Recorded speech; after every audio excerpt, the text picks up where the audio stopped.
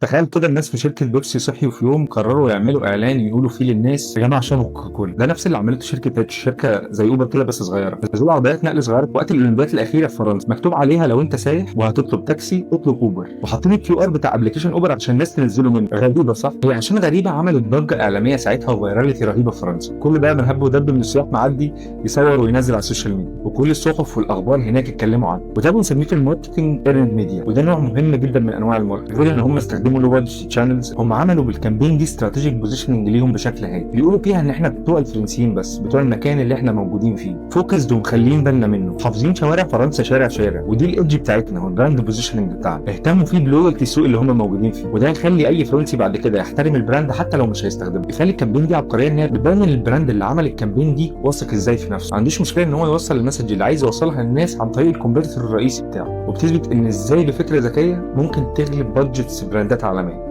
سامعك اللي بتقول انا عايز اعمل كامبين زي دي بس في مشكلتين. ولو عايز تعرف كامبينز اكتر زي دي اعمل لي فولو واستناني. انا عمر سامي وهأثرها عليك.